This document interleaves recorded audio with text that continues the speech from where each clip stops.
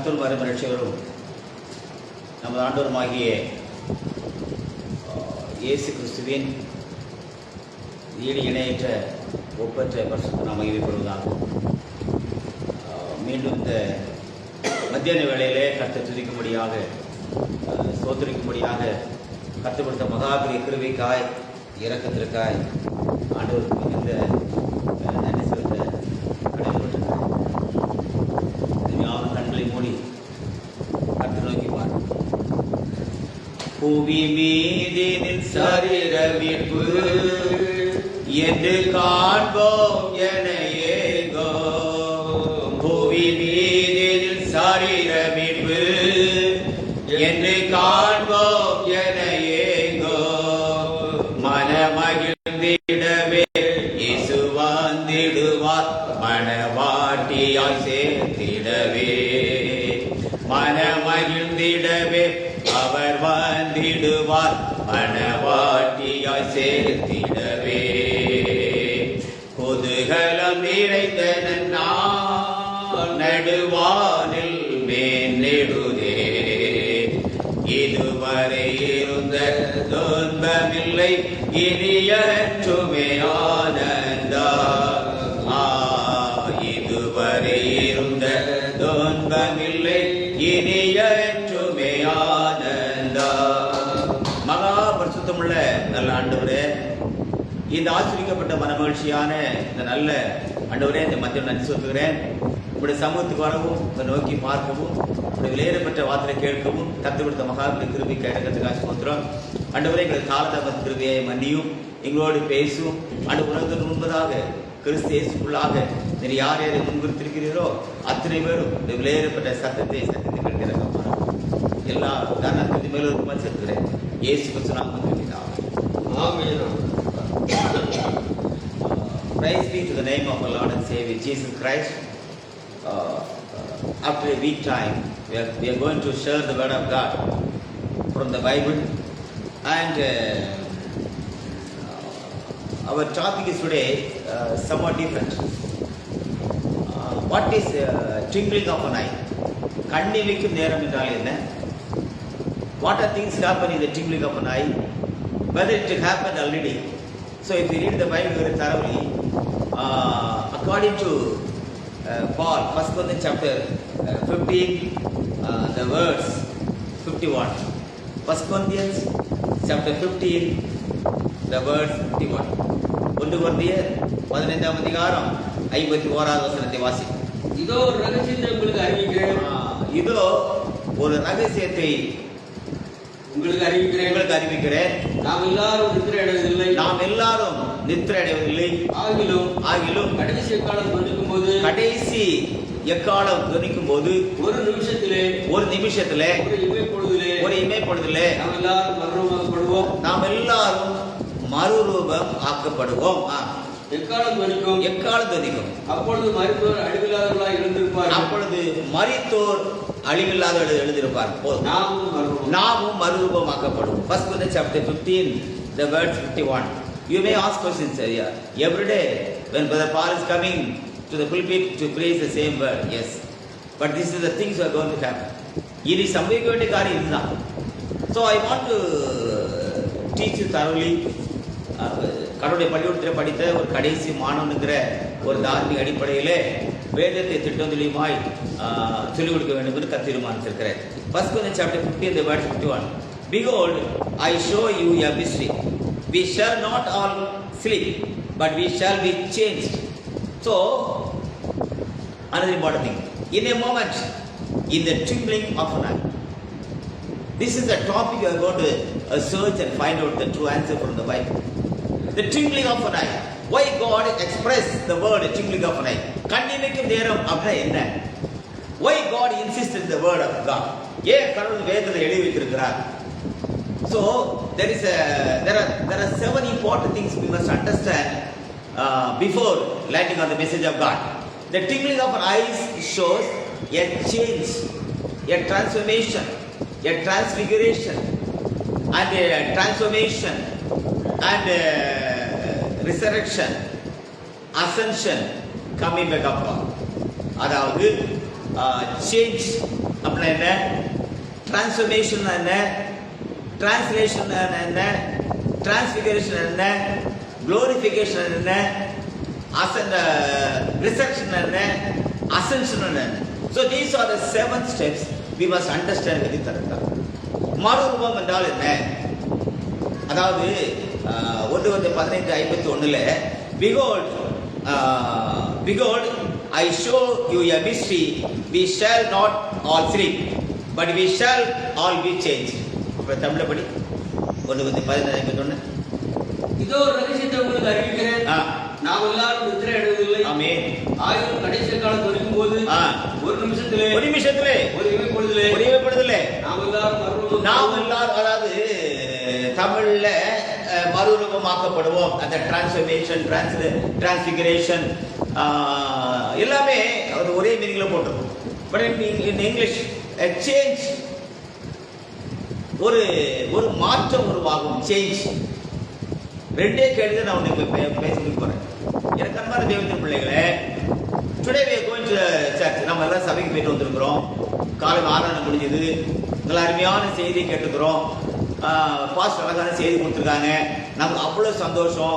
வீட்டுக்கு வந்தாச்சு. இப்போ சாப்பிட்டுட்டு அடுத்த இன்னைக்கு சண்டே. we are on the way of rest. Correct. God bless. கர்த்தர் ஆசீர்வதிக்கட்டும். பரவாயில்ல, தப்பு இல்லை.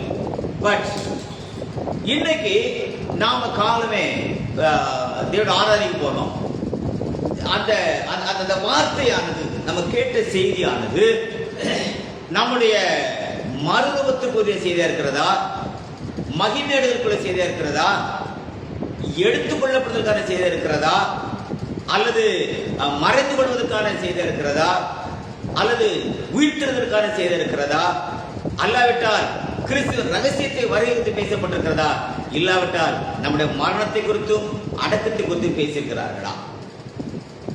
So we are going to discuss very thoroughly.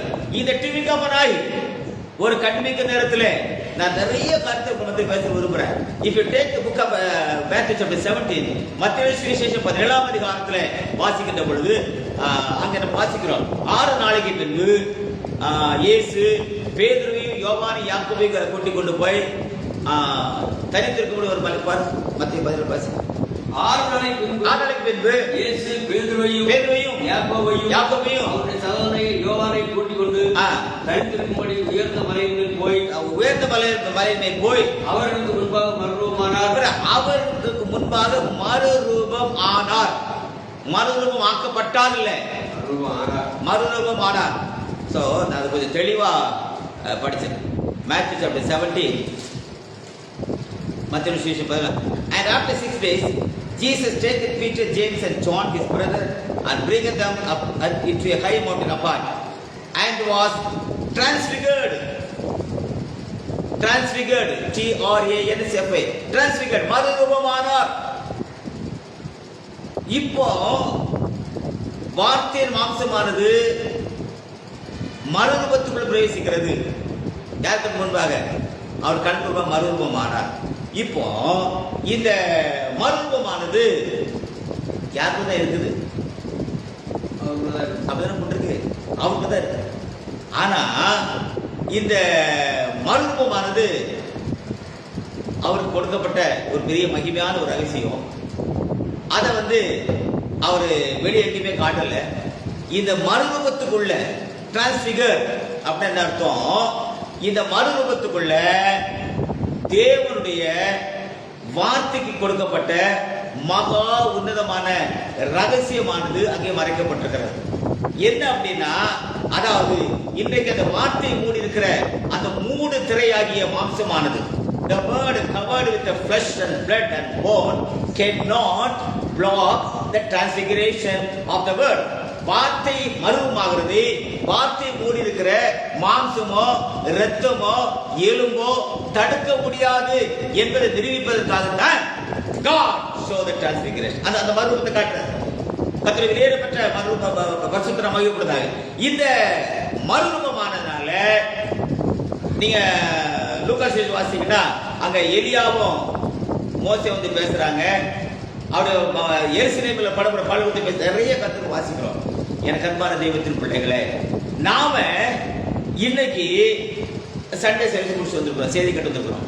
இந்த செய்தினால நாம போகிற இந்த காரியத்தினால நமக்குள் மறைக்கப்பட்டிருக்கிற அந்த ரகசியமாகிய அந்த மறுரூபமானது கண்ணிக்க நேரத்தில் என் வாழ்க்கை நடக்கும் அப்படின்னு அசூரன்ஸ் கொடுக்க முடியுமா? வாங்க, கண்டிப்பா மறுபடியும் நடக்கும், கண்டிப்பா ஊத்து நடக்கும், கண்டிப்பா ஜென்ம சந்திக்கப்படும், ஆவிக்கு திறந்திருக்கும். வாங்க, please come, can you Azure for that? அப்படியானால் therefore கிறிஸ்துவின் சரீரமாக சபையானது செய்து முடிக்க தவறின, செய்து முடிக்க முடியாத, செய்து முடிக்க தகுதி இழந்த சில காரியத்தை குறித்து இந்த மத்தியான வேளையில நான் பேசி முடிக்க வேண்டும் என்று கர்த்தர் தீர்மானித்திருக்கிறேன். ஆமென். கோபுர அண்டர்ஸ்டாண்ட் வேர்ட் ஆஃப் காட். எப்பா அதாவது there are three phases, மூன்று முக்கியமான பகுதிகள். இந்த வேதம் எழுதப்படுவதற்கு முந்தையுள்ள காலம், unwritten times, வார்த்தை எழுதப்படாத ஒரு காலம். Then written word, then the word manifestation, the word can do the transfiguration, the word can do the resurrection, the word can do the wonders, the word can do the miracles, but the word has to be finished, the fulfillment. வார்த்தை இன்னும் பரிபூர்ணமாகவில்லை. வார்த்தையின் பரிபூர்ணம் என்பது அது என்றைக்கு தன்னுடைய மனைவியாகிய மனவாட்டியாகிய சத்தியத்தை தன்னோடு எடுத்துக் கொள்கிறதோ அன்றைக்கு தான் வார்த்தையானது பரிபூர்ணமாகும். ஹல்லேலூயா. So the fulfillment of word of God, அதாவது வார்த்தையின் பரிபூர்ணத்துக்கு முந்தின ஒரு காலம், வார்த்தையின் பரிபூர்ணத்துக்கு பிந்தின ஒரு காலம், வார்த்தை பரிபூர்ணமாகிற ஒரு காலம் என்று சொல்லி காலங்களே வார்த்தை என்று பிரிக்கலாம். வார்த்தைக்கு முந்தின காலம், வார்த்தைக்கு பிந்தின காலம், வார்த்தை பரிபூர்ணமாகிற ஒரு காலம். வார்த்தை பரிபூர்ணமாக வேண்டும் என்று சொன்னால் listen the word very carefully and read the Bible very thoroughly. வார்த்தை பரிபூர்ணமாக வேண்டும் என்று சொன்னால் நல்ல கவனிக்கப்படுத, அவர் ஆதாமோடு உலாவியதுனாலோ ஆபிரகாம் வீட்டில் சாப்பிட்டதுனாலோ, நல்ல கவனிக்கணும், ஆதாமோடு உலாவியதுனாலோ பேழின் கதவை அடைக்க வந்தது மாமிசத்தினாலோ, ஆதாமோடு ஆபிரகாமோடு புசித்த மாமிசத்தினாலோ, அதாவது தீர்க்கதரிசியோடு பேசின அந்த தீர்க்கதரிசனத்தினாலோ வார்த்தை பரிபூர்ணமாகவில்லை. ஆமே, அப்படி வார்த்தை பரிபூர்ணமாக இருந்தால் வார்த்தை மாம்சமாக வேண்டிய அவசியம் இல்லை. ஹல்லேலூயா. ஆதியிலே வார்த்தை இருந்தது, அந்த வார்த்தை ஆதாமோடு இருந்தது, அந்த வார்த்தை ஆதாமோடு உலாவினது, அந்த வார்த்தை ஆபிரகாம் வீட்டில் சாப்பிட்டது, அந்த வார்த்தை நோவாவின் பேழை அடைக்க வந்தது, அந்த வார்த்தை தீர்க்கதரிசியாக பேசினது, அந்த வார்த்தை அநேக காரியம் செய்தது. ஆனால் வார்த்தை பரிபூர்ணமாக வேண்டும் என்று சொன்னால் அந்த வார்த்தை மாம்சமாக வேண்டும். ஹல்லேலூயா. ஆதியிலே வார்த்தை இருந்தது, அந்த வார்த்தை தேவனிடத்தில் இருந்தது, அந்த வார்த்தை மாம்சமாகி வார்த்தை மாம்சமானா அந்த வார்த்தைக்குரிய பரிபூர்ணத்தை பரலோகம் வந்து கொடுக்க முடியும். These are the important things of God. அப்ப அதான் சொல்றாரு, கூறு காலங்களில் பங்கு பங்காக வகை வகையாக. இப்போ மத்தேயு சுவிசேஷம் நல்ல கவனிங்க, மத்தேயு சுவிசேஷம் 17ஆம் அதிகாரத்தில் ஒரு மறுரூபம் நடக்கிறது. யாருக்கு?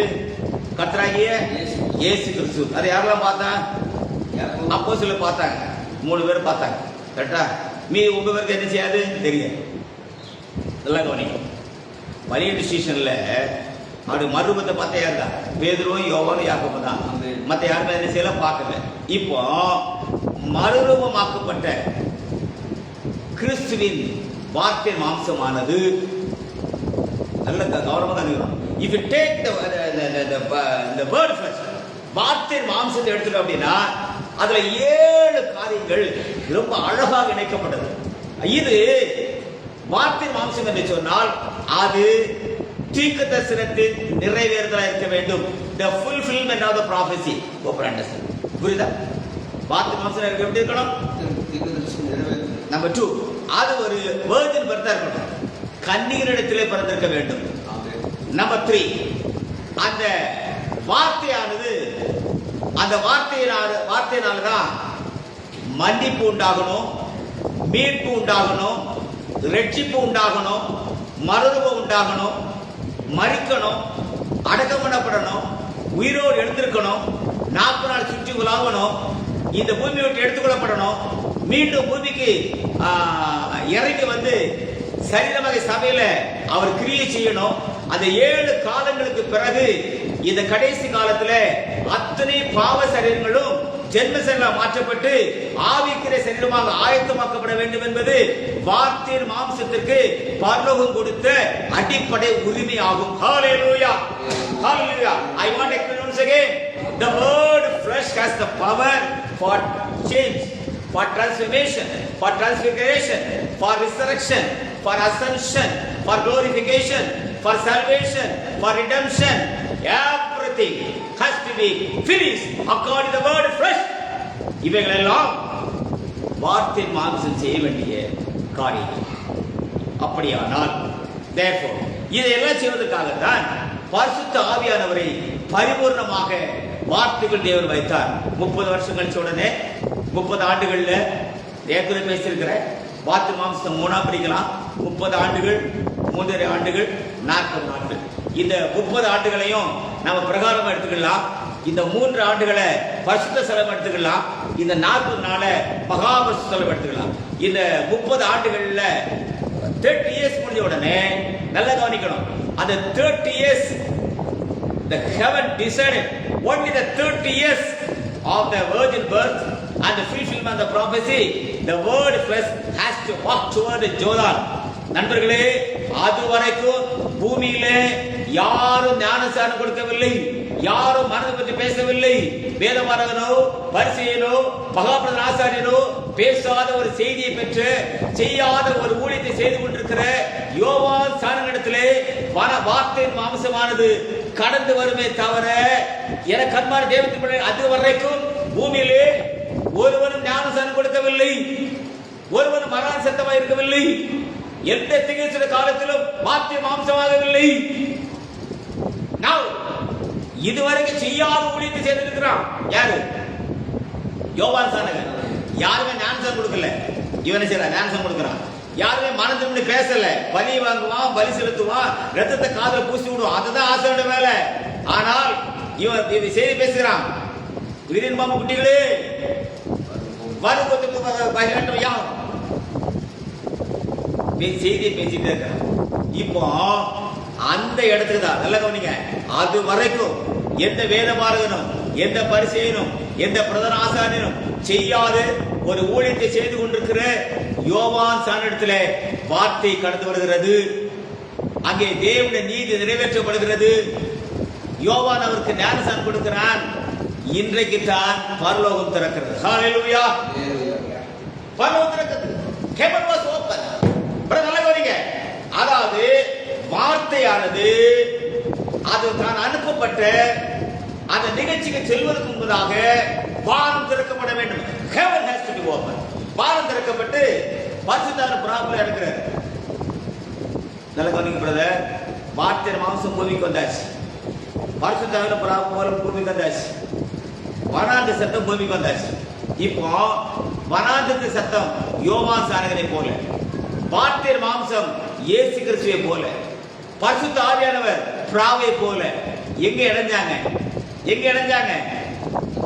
எங்க? அந்த யோவான் கொடுத்த அந்த அந்த அந்த தண்ணீர். அவன் யாரு? யோவான் யாரு? வரான் சத்தம். ஏசாயா 40. இயேசு யாரு? ஏசாயா 14ஆம் அதிகாரத்தின்படி அவர் வந்து வார்த்தையின் மாம்சம். பரிசுத்தர் எப்படி இருக்கிறாரு? பிராவை போல இருக்கிறார். நல்லா கவனிங்க. அதுக்கு பிறகுதான் அவருடைய ஊழியம் ஆரம்பிக்கிறது. அதுக்கு பிறகு தான் அப்போஸ்தலர் கூப்பிடுறாங்க. போனா செய்தியில் பார்த்தேன். முதல்ல அந்திரேயா வர்றான். மேய்ச்சவன் எல்லாம் பேசி முடிச்சாச்சு. எனக்கு அன்பான தெய்வத்தின் பிள்ளைகளே, இந்த நாட்களில் நடந்த அடையாளங்கள், அற்புதங்கள், 5,000 பேர் போஷித்த எந்த ஊழியத்தில் யாருமே எங்க வரல? எங்க வரல? 40 நாள் ஊழியத்தில் வரல. பூமியில சுற்றி உலாவினார மறித்து உயிர்த்தெழுந்த இயேசு கிறிஸ்து பூமியை சுற்றி உலாவினார். என்ன செய்தா தெரியுமா? யார பரலோகத்துக்கு கொண்டு போன அவர் நியமிச்சாரோ, யாரை கொண்டு தன் சரீரமாக சபையை பூமியில நிரூபிச்சாரோ அவர்களுக்கு வேத வாக்கியங்களை திறந்தார். வாசிங்க அப்போஸ்தலர் புத்தகம் Acts chapter 1. அப்போஸ்தலர் 1ஆம் அதிகாரம்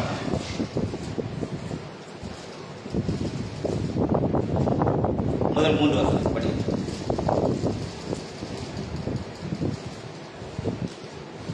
அப்போஸ்தலர்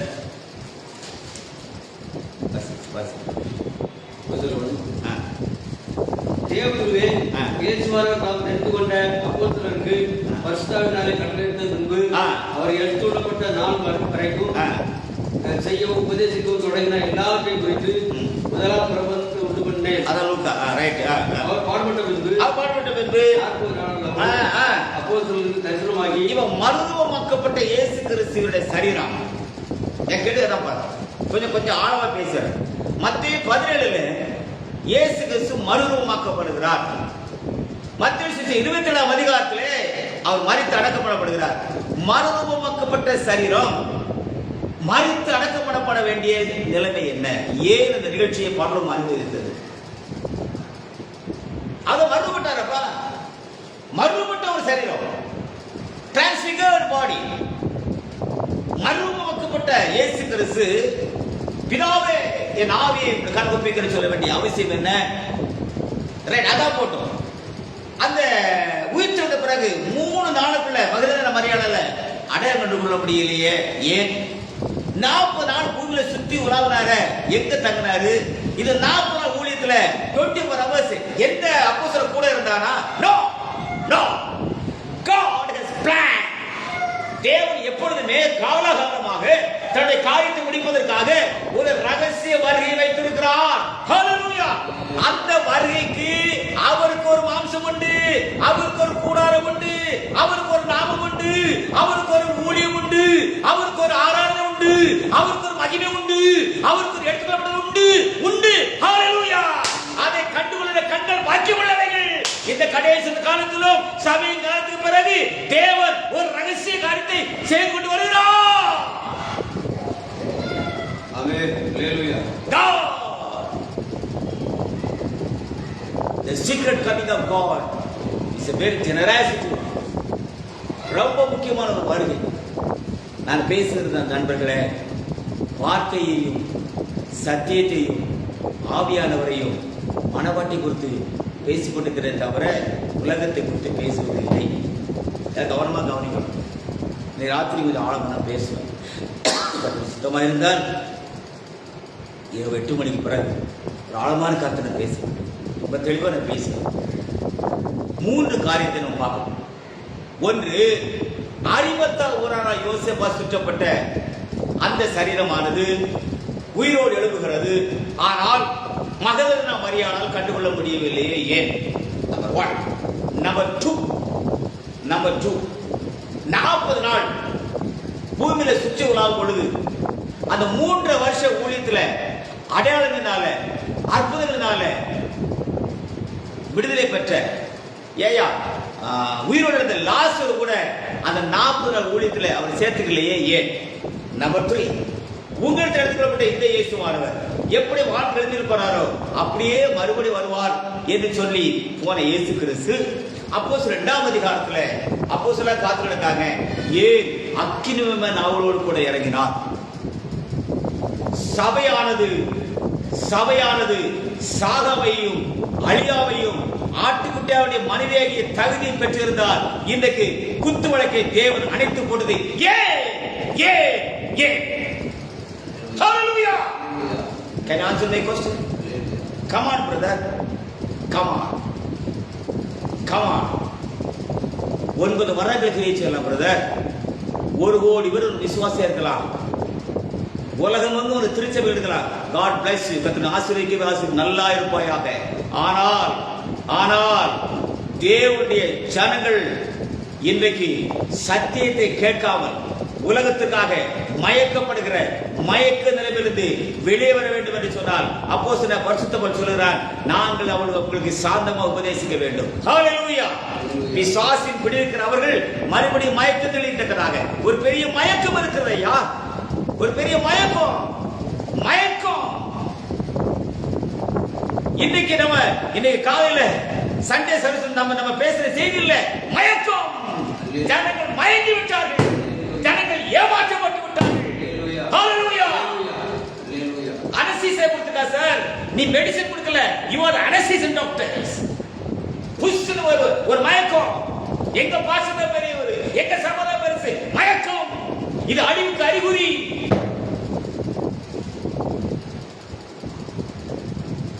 வேதம் சொல்லுகிறது, அப்போஸ்தலனாகிய பரிசுத்த பவுல் சொல்லுகிறார், you turn the book of 2 Timothy, 2 தீமோத்தேயு புத்தகம். என்ன வந்தாலும் நம்புவேன் என்னை மீட்பரே, யார் கைவிட்டாலும் பின் செல்வேன் எனது இயேசுவை, அகல ஆழ உயரமாய் எவ்வளவு அன்பு கூர்ந்தார், என்ன துன்பங்கள் வந்தாலும் அவர் என்னை கைவிட மாட்டார். வாசிங்க வாசிங்க வாசிங்க 2 தீமோத்தேயு புத்தகம் 2ஆம் அதிகாரம் 25, 26 வசனங்கள். 2 Timothy chapter 2 the word 25 and 26 வாசிங்க. எதிர் பேசுகிறவர்கள் சத்தியத்தை அறிப்படி, சத்திய அறிப்படி தேவன் அவர்களுக்கு மனம் திரும்புதலை அருளத்தக்கதாகவும், தேவன் அவர்களுக்கு மனம் அருளத்தக்கதாகவும், பிசாசானுடைய இச்சையின்படி செய்ய அவனால் பிடிபட்டிருக்கிற அவர்கள் மறுபடியும் மயக்கம் தெளியணும். சார், உன் மயக்கம் தெளியணும். நல்லா மயக்கிட்டோம். பிசாசனுடைய இச்சையின்படி அவனால் பிடிபட்டிருக்கிற அவர்கள் மறுபடியும் மயக்கம் தெளிந்து அவன் கண்ணுக்கு நீந்தத்தக்கதாகவும் சாந்தமாய் அவருக்கு உபதேசிக்க வேண்டும். அதை பொறுமையா பேசிட்டு இருக்கிறேன். இதை செய்தவனுக்கு மயக்கம் தெளிக்கும்.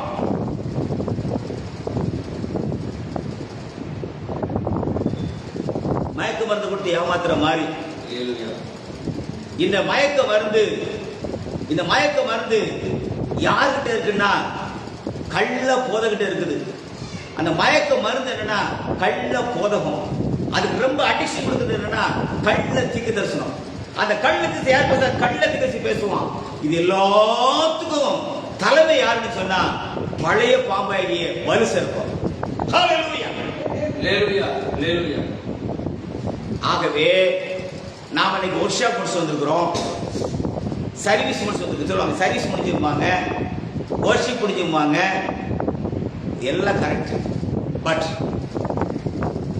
மறுரூபமாக்கப்பட்ட கர்த்தர் இயேசு கிறிஸ்துவின் மாம்சம் மத்தேயு 17 மறுரூபமாக்கப்பட்ட இயேசு கிறிஸ்து சரீரம் மத்தேயு எழுதிய சுவிசேஷம் 27ஆம் அதிகாரத்தில் அரிமத்த உடனாகிய யோசேப்பின் சீரியல் சுற்றப்படுவதற்கு ஒப்பு கொடுக்கப்பட்டது. ஏன் அப்படியானால் மத்தேயு சுவிசேஷம் 17 நடந்த மறுரூபம் எங்கே? ஹல்லேலூயா ஹல்லேலூயா. மரித்து உயிரோடு எழுப்புனால இயேசு கிறிஸ்துவால் எந்த பூட்டின வீட்டுக்கும் போக முடியல. ஆனா உயிர்த்தெழுந்த இயேசு கிறிஸ்து மாம்சம் மட்டும் பூட்டின கதவுக்குள் போனதே. அந்த மாம்சம் என்ன? நம்பர் 3. எல்லாரும் பார்த்து கொண்டிருக்கும் போது மேகத்தை எடுத்துக்கொள்ளப்பட்ட இயேசு கிறிஸ்து போனாரே, அந்த மாம்சம் எங்க? இந்த நான் பேசுகிற எதுவுமே வெளிப்படுத்துற விசேஷம் 1-2 அதிகாரத்திலேயே இல்லையே. ஏன்? அப்படியானால் 30 ஆண்டுகளில் நடந்த அந்த மாம்சம், 3.5 ஆண்டுகள் நடந்த அந்த மாம்சம், 40 நாளில் நடந்த அந்த மாம்சம், வானத்துக்கு எடுத்துக்கொள்ளப்பட்ட அந்த மாம்சம், கிறிஸ்து சரீரமாகிய சபைக்கு கொடுக்கப்பட்ட மாம்சம், எல்லா மாம்சமும் ஒரே விதமான மாம்சம் அல்ல. அது தன் வரிசையிலே நியமிக்கப்பட்டு கிறிஸ்துவின் மனவாட்டினுடைய ரகசிய வருகைக்காக அவைகள் ஆட்டுக்குட்டியானவரால் 7 கண்களால் முத்திரிக்கப்பட்டு இயேசு கிறிஸ்துவின் வெளிப்பாட்டுக்கு வெளியே நிறுத்தப்பட்ட காரியங்கள் இவைகளே. அல்லேலூயா ஹல்லேலூயா. நண்பா, அது மர்மமா இருந்தாலும், அது மரணமா இருந்தாலும், அது அடக்கமா இருந்தாலும், அது உயிர்த்தெழுதா இருந்தாலும், அது எடுத்துக்கொள்ளப்பட்டதா இருந்தாலும், அது வரமானாலும், அது ஊழியமானாலும், அது ஆவிகளானாலும், அது கனிகளானாலும், அது காணிக்கையானாலும், பலிகளானாலும், ஆராதனையானாலும், அப்போஸ்தலரானாலும், தீர்க்கதரிசனமானாலும், சுவிசேஷமானாலும், போதகமானாலும், எதுவாக இருந்தாலும் இயேசு கிறிஸ்துங்கிற திரைக்கு வெளியே நிறுத்தப்பட்டு ஜென்ம சிறைக்கப்பட்டு ஆவிக்கு சிறத்தை எழுப்பி அது பரதேசிக்கு செல்ல வேண்டிய நிலைமைக்காக வகுக்கப்பட்ட வார்த்தையின் முதல் பாதையே அவைகள். Hallelujah. Hallelujah. But God can show the second part. தேவன் இன்றைக்கு இந்த பூமியிலே மகா பரிசுத்த ஸ்தலத்துக்குள்ளாக எந்த பிரதான ஆசாரியனும் எந்த மகாபிரதான ஆசாரியனும் மகா பரிசுத்த ஸ்தலத்து வரை தான் போக முடியுமே தவிர மகா பரிசுத்த ஸ்தலத்துக்கு உள்ளேயும் ஒரு வாசலை கண்டே. Hallelujah. I can see the holy of holy door. மகா பரிசுத்த ஸ்தலத்துக்குள் தேவனால் திறக்கப்பட்ட ஒரு மெய்யான கூடாரத்தின் வாசலை கண்ட கண்கள் முழுவதும் கண்டே. God can open the door. God is always God. God can open the new door inside the holy of holy. மகா பரிசுத்த ஸ்தலத்துக்குள் மகாபுராச கண்ணுக்கு தெரியாது. நண்பர்களே, எந்த மகாபுராசன கூடியமா இருந்தாலும் மகா பரிசுத்த ஸ்தலத்துக்குள் உடன் அந்த பெட்டி மட்டுமே பார்க்கும், கிருபாசனத்தை பார்க்கும். ஒருவேளை மோசே இருந்தாலும் சத்தத்தை கேட்பார். ஆனால் அந்த மகா பரிசுத்த உள்ளேயும் தேவன் வாசலை திறந்தார். அந்த திரைக்குள்ள மெல்கிசேதேக்கின் முறைமையின்படி உள்ள ஆசாரியன் மட்டுமே போவானே தவிர ஆரோனை போல் அழைக்கப்பட்ட மகாபிரதான ஆசாரியன் அங்கே போக முடியாது. வாசிங்க. You turn the book of Hebrew chapter 7. எபிரேயர் turn the book of Hebrew chapter. Thank you Jesus. எபிரேயர் 7ஆம் அதிகாரம்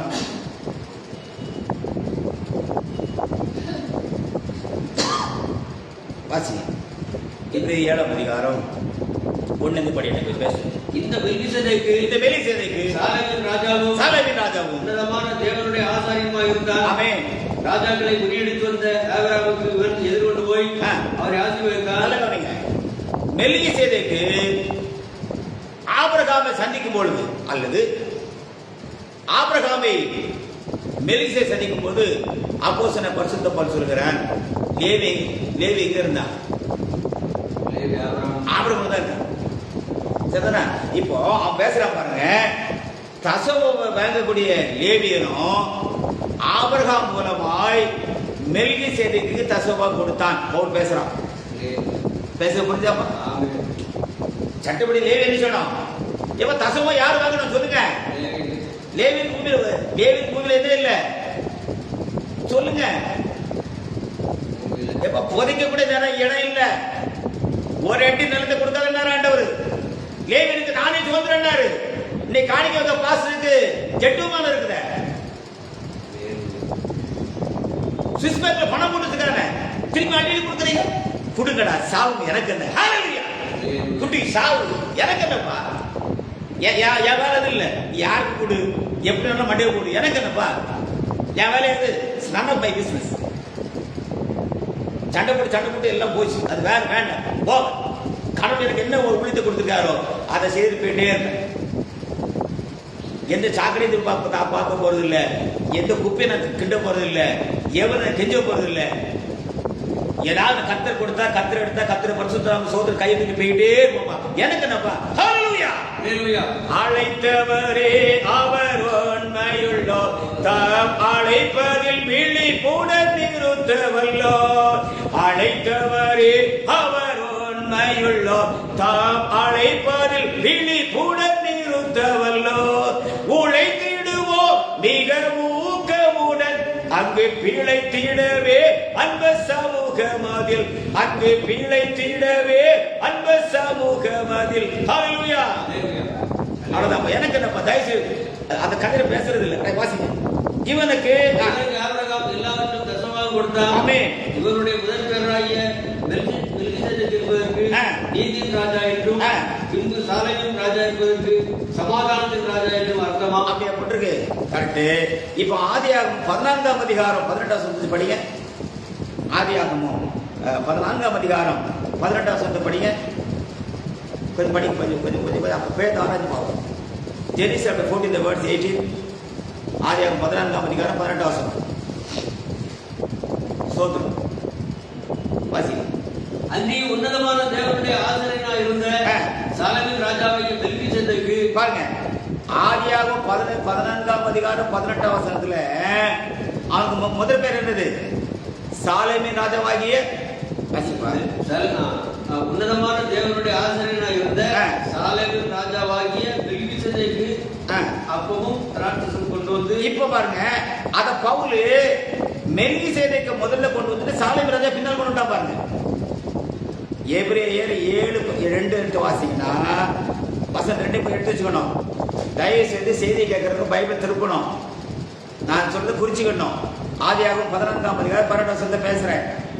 அங்க என்ன போட்டு வாசினா இந்த மெல்கிசேதேக்கு சாலேமின் ராஜாவும். ஆதியாகமம் 14 படிப்பா. ஆதியாகமம் 14ஆம் அதிகாரம் 18ஆம் வசனத்தை படி. அன்றியும் உன்னதமான தேவனுடைய ஆசிரியனாய் இருந்த சாலேமின் ராஜாவாகிய மெல்கிசேதேக்கு. பாருங்க, சாலேமின் ராஜாவாகிய மெல்கிசேதேக்கு. எபிரேயர் 7:2 பேசல, மெல்கிசேதேக்குவாகிய சாலேமின் ராஜாங்க. எப்படி பையா பவுல் இப்படி யாரை மாத்தினா சொல்லியா? உங்க கையில பயப்பட நான் பேசுறேன். ஆதியாகமம் 14ஆம் அதிகாரம் 18ஆம் வசனத்தை வாசிக்கிறேன். அன்றியும் உன்னதமான தேவனுடைய ஆசிரியர் இருந்த சாலேமின் ராஜாவாகிய மெல்கிசேதேக்கு. சாலேமின் ராஜா தான் ஏ, மெல்கிசேதேக்கு தான் பி. ஆனா எபிரேயர் 7:12 ஏ பியா மாத்தினா, பி ஏ மாத்திட்டானே. ஏ மாத்தினா ஏ பரிசுத்தர் அனுபவிச்சாரு. ஒய் மாத்தி பேசுறான் சபையிலங்கிற ஏ பவுலே மாத்தி பேசுறான். ஏன் மெல்கிசேதேக்கு ஏ பி ஏ மாத்திட்டாரு? ஏன் பரிசுத்தர் அனுமதி கொடுத்தாரு? நல்ல கவனிங்க. ஆவியானவர் எதை பேசுகிறாரோ அவர் அதை சீர்படுத்த, நிலைப்படுத்த அவருக்கு அதிகாரம் உண்டு. வாசிங்க, திருப்பி இருக்கா. அன்றியும் உன்னதமான தேவனுடைய ஆசிரியனாய் இருந்த சாலேமின் ராஜாவாகிய மெல்கிசேதேக்கு அப்பமும் திராட்சரசம் கொண்டு வந்து அவரை ஆசீர்வதித்து, வானத்தையும் பூமி உடையவராகிய உன்னதமான தேவனுடைய ஆசீர்வாதம் ஆபிரகாம் உண்டாவதாக. சத்துருக்களை உன் கை. ஆபிரகாம கூட மாத்தல. இன்னும் ஆபிரகாம் தலைவருடைய பேரை மாத்தல, விருட்சத்தை கொடுக்கல. முதல்ல யாரா வராரு? In the form of the high priest. ஒரு மனுஷன கடவுள் முதல்ல எப்படி சந்திக்கிறாருப்பா? In the form of high priest. ஊழியக்காரனா வராரு. முதல்ல அவர் ஊழியக்காரனா வரும்போது நீ அவரை ஏத்துக்கிட்டாதான் நீ கடவுளை வந்து அவர் ஏத்துக்குவாப்பா. நீ ஊழியக்காரனா வரும்போது அவர் ஏத்துக்க மாட்டேங்கிறியே, நீ அவரை கடவுளை ஏத்துக்கிடுவா? வெரி தரோலி. ஆபிரகாம் என்கிற பேரே ஒரு மாத்தலப்பா. ஆபிரகாமா தான் இருக்கிறான். அவனுக்கு இன்னும் விருட்சேதம் பண்ணப்படல, இன்னும் ஈசாக்கு பிறக்கல. First God met Abraham in the form of the high priest. எப்படி சந்திக்காரு? ஒரு ஆசாரியனை சந்திக்கிறார், ஒரு ஊழியக்காரனை போல ஒரு சந்திக்கிறார். So these are the secret coming of God. ஒரு மனிதனை தேவன் சந்திப்பது முதல்ல in the form of high priest. எப்படி சந்திக்கார்? ஊழியக்காரன். ஆமா, ஒரு ஊழியக்காரன் மாதிரி. அப்படிதான் போட்டு வாசிங்க. அன்றியும் உன்னதமான தேவனுடைய ஆசிரியனாய் இருந்த சாலேமின் ராஜா. இப்போ இதைத்தான் பவுல் அடிச்சு பேசுறான்.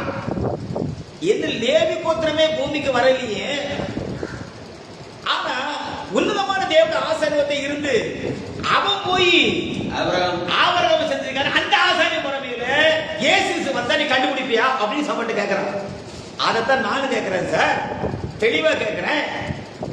அடிமத்தோட சுற்றப்பட்ட அந்த மாசம் வந்தா நீ கண்டுபிடிச்சிருவ. சிறுதலத்துவன் இயேசு வந்தா நீ கண்டுபிடிச்சிருவ. மருதுமலன் இயேசு வந்தா கண்டுபிடிச்சிருவ. எடுத்துக்கொள்ளப்பட்ட இயேசு கண்டுபிடிச்சிருவ. அக்கிமன் அவன் வந்தா கண்டுபிடிச்சிருவா. ஆனால் குத்துவிளக்கு மத்தியில் ஒரு ஆவத அந்த சனோப்பன் ஃபார்முலா வந்தா நீ கண்டுபிடிக்க முடியுமா? அந்த தலைமுறை இன்னைக்கு இருக்குமா? இருக்குமா? அப்படி. ஆனா தேர்ஃபோர் முந்தினதையும் பிந்தினதையும் பிந்தினதையும் முந்தினதையும், பழச புதுசோட இல்ல சார், புதுச பழசோட இல்ல, முந்தினதை பிந்தினோடதையும் பிந்தினதை முந்தினோட இணைத்து உனக்கு ஒரு பரிபூர்ணமான செய்தி கொடுப்பதற்காகத்தான் 2022 ஜூலை 24 தேவன் மெய்யான கூட்டத்தை பூமிக்கு அனுப்பினார். ஹல்லேலூயா, ஹல்லேலூயா, ஹல்லேலூயா. we have the right to preach the word of God. once again ஆதியாகமம் 14ஆம் அதிகாரம் 18ஆம் வசனம். அன்றியும் உன்னதமான தேவனுடைய ஆசாரியனாய் இருந்த சாலமோன் ராஜாவாகிய மெல்கிசேதேக்கு அப்பமும் திராட்சைரசமும் கொண்டு வந்து அவனை ஆசீர்வதித்து வானத்தையும் பூமியையும் உண்டாக்குகிறவராகிய உன்னதமான தேவனுடைய ஆசீர்வாதம் ஆபிரகாமுக்கு உண்டாவதாக. ஆமென். உன் சத்துருக்களை உன் கையில் ஒப்புக் கொடுத்த உன்னதமான தேவனுக்கு ஸ்தோத்திரம் என்று சொன்னான். இவனுக்கு ஆபிரகாம் எல்லாவற்றையும் தசமம். ஆபிரகாம் நல்லா கவனிங்க. அப்போ யார் தசமம் கொடுக்கணும்? பாஸ்டர் மெல்கிசேதேக்கா இருந்தா, விசுவாசி ஆபிரகாம் இருந்தா காணி கொடுக்கலாம், வாங்கலாம்.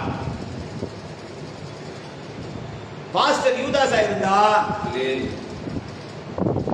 ஊழியக்கான விசுவாசி காயினா இருந்தா எப்படி காணி கொடுக்கலாம், வாங்கலாம்? ரைட். இந்த சாப்டர் நான் பேச விரும்பல, அதை நிறுத்திக்கிட்டுறேன். ரைட். இப்போ எபிரேயர் 7க்கு வாங்க. இவனுக்கு ஆபிரகாம், நல்லா கவனிங்க, இவனுக்கு இல்லையே, பழைய ஏற்பாட்டில் ஆபிரகாம் தானே போட்டிருக்கு. பழைய ஏற்பாட்டில் ஆபிரகாம் தானே போட்டிருக்கு. ஆதியாகமம் 14:18 ஆபிரகாம் தானே போட்டிருக்கு. ஆனா ஆபிரகாம் தானே வேதத்தை ஏத்துக்கிட்டத. மெல்கிசேதேக்கு ஆபிரகாம் சந்திக்கலப்பா, ஆபிரகாம் செஞ்சாரு. ஆனா பவுல் இல்ல, ஆபிரகாம் செஞ்சாரு சொல்றாரு. ஏன்? பைபிள் வாசித்து பாத்தியா?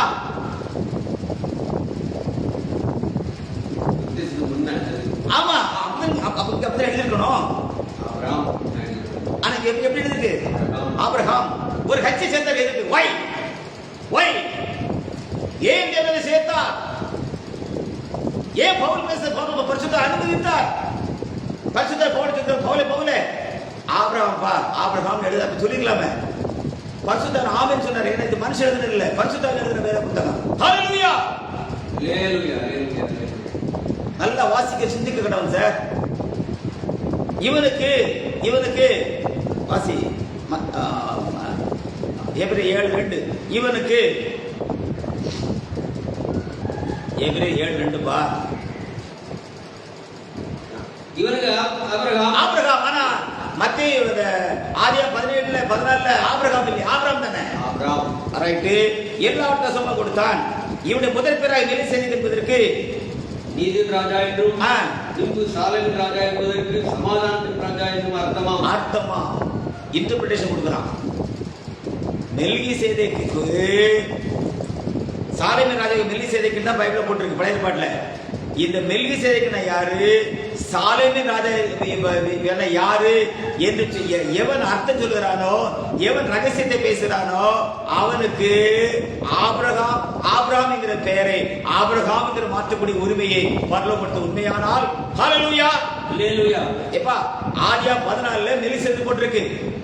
அப்போ அந்த ரகசியத்தை எவன் பேசுகிறானோ, மெல்கிசேதேக்கு சாலேமின் ராஜா பற்றி எவன் ரகசியத்தை பேசுகிறானோ அவன் ஆபிரகாம்னு சொன்னாலும் பரலோகம் ஏத்துக்கிடும், ஆபிரகாம்னு சொன்னா பரலோகம் ஏத்துக்கிடும்பா.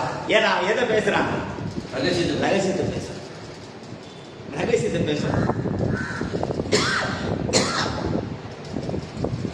பேசுகிற அப்போஸ்தலனாகிய பரிசுத்த பவுலுக்கு பரலோகம் வார்த்தை அனுமதி கொடுத்தது போல நண்பர்களே நல்லா கவனிக்கணும்.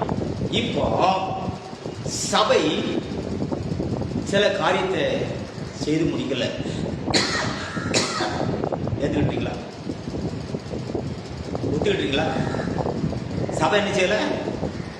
கிறிஸ்து சரிமா சபை என்ன செய்யல? இன்னும் ஓப்பனா சொன்னா பிரதர், கிறிஸ்துவின் சரீரமாகிய சபை அவருக்கு மனவாட்டி இருந்தால் ஏன் ஆவியானவர் சபையில் சொல்லும் பொழுது ஒவ்வொரு சபையும் குற்றம் சாட்டினார்?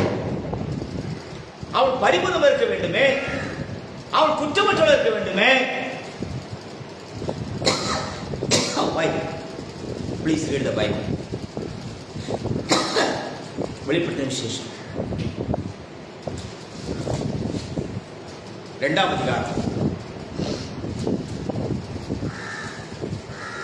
வெளிப்படுத்த விசேஷம் 2ஆம் அதிகாரம்.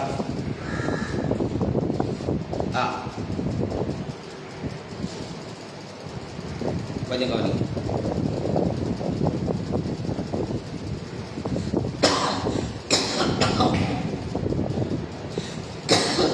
2ஆம் வசனம் 2:12. பெருகவும் சபை தூதருக்கு எழுத வேண்டியது என்னவெனில், இருபுறமும் கற்புள்ள பட்டயத்தை உடையவர் சொல்கிறதாவது, உன் கிரியைகளையும் சாத்தானுடைய சிங்காசனமாக இருக்கிற இடத்தில் நீ குடியிருக்கிறதையும், நீ என் நாமத்தை பற்றி கொண்டிருப்பதையும், சாத்தான் குடியிருக்கிற இடத்திலே உங்களுக்குள்ளே எனக்கு உண்டாயுள்ள சாட்சியான என்போர் கொல்லப்பட்ட நாளிலும் என்னை பற்றி விசுவாசத்தை நீ மறுதலியாமல் இருந்ததையும் அறிந்திருக்கிறேன். ஆகிலும் சில காரியங்களை குறித்து உன் பெயரில் எனக்கு குறை உண்டு. சபை எங்க மாட்டுச்சு? நாம் பேசல சார், வேதம் சொல்லுது. இதை ரொம்ப தெளிவா நான் அதிகமா நேசிக்க அன்பா திகேஷ் வெளியவர் நிறைய பேசிட்டு போயிட்டாரு. சபையின் காலங்கள் அழகா பேசிட்டாரு. இந்த புத்தகம் படி. ஆகிலும் சில காரியங்களை குறித்து உன் பேரில் எனக்கு குறை உண்டு. விக்கிரகங்களுக்கு படைத்தவைகளை புஜிப்பதற்கும் தேசித்தரம் பண்ணுவதற்கும் ஏதுவான இடர்களை இஸ்ரவேல் புத்திரர் முன்பாக போடும்படி பாலாக் என்பவனுக்கு போதனை செய்த பிலியாமுடைய போதகத்தை கைவிட்டு உண்டு. சபை எங்க தீட்டுப்படுது? சபை எங்க தீட்டுப்படுது சொல்லுங்க. போதனையில கண்டவனை எழுப்பி தேவனுடைய சத்தியத்தை பேசுறா, சபை தீட்டுப்பட்டு போகும், சபை செத்து போகும். பிலியாமுடைய போதகத்தை பேசிட்டு இருக்கிறான், நீ ஆமா சொல்றா, அதை வெறுக்கிற. நான் சொல்லல சார், ஆவியானவர் சபையில் சொல்லிக்கிறார். மனம் திரும்பி பாவனிப்பு இயேசு கிறிஸ்து நாம் ஞானம் பெற்றுக் கொள்ளுங்கள் அப்படின்னு அப்போஸ்தலன் பேதுரு பேசியிருக்கிறான். நீ அழைக்கப்பட ஒருத்தன் பிதாவுக்கோ குமாரனுக்கோ பரிசுத்தோ ஏத்துக்கிறா, இதை வெறுக்கிற அப்படின்னு ஆவியானவர் சொன்னவர். அதான் ஆவியானவர் சொல்லுவார். இது ஆவியானவர் சொல்ற காரியம். Therefore, எல்லாவற்றையும் கூட்டி கழிச்சு கணக்கு முடித்தார் பரிசுத்த ஆவியானவர். நல்ல கவனிக்கணும். எல்லாத்தையும் கூட்டி எல்லாத்தையும் கழிச்சு ஒரு அக்கவுண்ட் செட்டில் பண்ணார். அதோடு சபையின் 7 குத்து விளக்குகளும், சபை கொடுக்கப்பட்ட 7 நட்சத்திரங்களையும், சபை கொடுக்கப்பட்ட மன்னிப்பு, மீட்பு, ரட்சிப்பு, அடையாளம், அற்புதம், கனிகள், வரங்கள் எல்லாவற்றையும் ஆவியானவர் திரும்ப பெற்றுக்கொண்டு ஒரு மெய்யான வெளிச்சத்தை, தேவனுடைய 7 கண்களும் தேவனுடைய 7 ஆவிகளும் உலாவுகிற ஒரு கடைசி வெளிச்சத்தை வைத்து, அதுக்குள்ள காலத்தின் சத்தியத்தை வைத்து, தேவன் 7 கண்களை உடையவராய் ஒரு மெய்யான கூடாரத்தை போட்டு எபிரேயர் 8:2 படி 2021 ஜூலை 24 இந்த இந்தியாவுக்கு, இந்த தமிழகத்திற்கு, இந்த தேசத்துக்கு அவர் கொடுத்ததுக்காக நான் ஆண்டவருக்கு மிகுந்த நன்றி சொல்கிறேன். தேவன் எனக்கு கொடுத்தவர்களை சொல்வதை அல்லாமல் நான் மற்றவருடைய ஆசீர்வாதம் கட்டுவதற்கு எனக்கு எந்த உரிமையும் கிடையாது. எப்படி வேணா ஊழியம் செய்யுங்க சார், எப்படி வேணா செய்யுங்க, நான் அதுக்கு உத்தரவாதம் இல்லை. தேவன் எனக்கு என்ன கொடுத்திருக்கிறார், கடவுளுடைய என்ன சொன்னார், அவருக்கு எதை காட்டினார், இந்த ஊழியத்துடைய துவக்கம் எப்படி இருக்கும், இதனுடைய முடிவு எப்படி இருக்கும், இதனுடைய நோக்கம், what is your objectives, what are the dignitaries, what are the protocols, what is going to happen. இங்க நண்பர்களே, இது தொடர்ந்து ராத்திரி நான் பேசுவேன். இந்த மெய்யான கூடாரத்தினுடைய அஸ்திவாரம் என்ன, வாட் இஸ் த ஃபவுண்டேஷன், போடப்பட்ட அஸ்திவாரமாகிய இயேசு கிறிஸ்து அல்லாமல் வேறு அஸ்திவாரத்தை போட ஒருவனாலும் கூடாது. ரொம்ப முக்கியமான காரியம். அப்படியானால் உலகத்திற்கு முன்பதாக ஆதி பருவத்துக்குள் அனாதி தேவன் தன் அனாதி அபிஷேகத்தின் மூலமாக இந்த கூடாரத்தை இத்தனை ஆண்டு காலமாக மறைத்து வைத்திருந்த ரகசியத்தை ஏன் பூமிக்கு அனுப்பினார் என்று சொன்னால், அப்படி ஒரு கூடாரம் வந்தால்தான் அவரால் அதுக்குள் குடியிருக்க முடியும். ஆமே, அவர் அதுக்குள் குடியிருந்தாதான் மனவாட்டி ஆயத்தமாக முடியும். மனவாட்டி ஆயத்தமானாரா அவர் கல்யாணம் நடக்கும். ஆமே, இந்த 2:19 தேவ ரகசியம் நிறைவேறணும். இந்த தேவ ரகசியம் நிறைவேறணும் அப்படின்னா எழுதப்படாத காரியம், the unwritten words has to come in the world in the form of written words. எழுதப்படாதது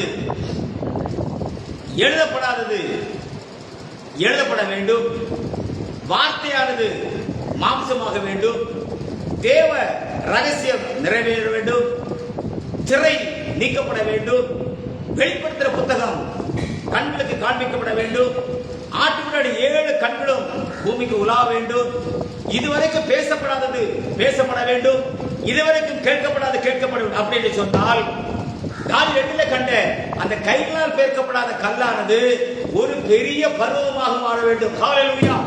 இந்த மெய்யான குராத்திர ஊழியத்தினுடைய அடிப்படை என்னவென்று சொன்னால், நண்பர்களே, இதுவரைக்கும் பூமியிலே செய்த கைகளால் பேர்க்கப்படாத கல்லுடைய ஊழியமானது முடிந்து ஒரு பெரிய பருவமாக மாறும். அந்த பருவத்திலே புதிய எருசலேம் லேண்ட் ஆகும். ஹல்லேலூயா. ஹல்லேலூயா. உலகம் உண்டான முதற்கொண்டு பூமியிலே புதிய எருசலேம் லேண்ட் ஆவதற்காக பரலோகம் போட்ட அந்த மெய்யான விஸ்தார இடத்தை பற்றி பேசுறோண்டோ என்று கேட்டுப்பா. ஹல்லேலூயா. ஹல்லேலூயா. எபேசு நவரிக்கு வர கேட்டுப்பாடியா. God is coming down. Therefore, ஒரு கண்ணிமைக்கு நேரத்தில் ஒரு இமை போடுதல நமக்கு கிடைக்க வேண்டிய காரியம் என்னவென்று சொன்னால், மண்ணாடு சாயலை அணிந்திருக்கிறது போல நாம் வானுடைய சாயலை அணிந்து கொள்ள போகிறோம். ஹல்லேலூயா. ஹல்லேலூயா. ஆகவே இந்த கடைசி நாட்களில் இதோட தொடர்ச்சியில் ராத்திரி நான் கொஞ்சம் ஆழமாக நான் பேசுவேன். கத்திரி சித்தமாக இருந்தால் 8 மணிந்து 10 மணி 2 மணி நேரம் இதோட வார்த்தையை ஆழமாக பேசுவேன். கற்று தீர்மானித்திருக்கிறேன். Please listen the message very carefully. அப்படியானால் நாம் வாழ்கிற இந்த கடைசி நாட்களிலே தேவன் நமக்கு வைத்திருக்கிற மகா உன்னதமான, மகா ஆச்சரியமான, மகா மேன்மையான காரியம் என்னவென்று சொன்னால், தேவ ரகசியம் இயேசு கிறிஸ்துவின் வெளிப்பாட்டுக்குள் நிறைவேறிவிட்டது. ஹல்லேலூயா. தேவனுடைய ரகசியமானது இயேசு கிறிஸ்து வெளிப்பாட்டுக்குள் நிறைவேறிவிட்டது. அது நிறைவேறிவிட்டால் என்ன பூமி நடக்கும், பரலோகத்தில் நடக்கும். இனிமேல் சபைக்கு வேண்டிய காரியங்கள் என்ன என்பதை குறித்து கர்த்தர் சித்தமாக இருந்தால் இரவில் தெளிவாக பேசுவேன். கர்த்தரை ஆசீர்வதிப்பாராக. ஆமென். ஆமென். ஆமென்.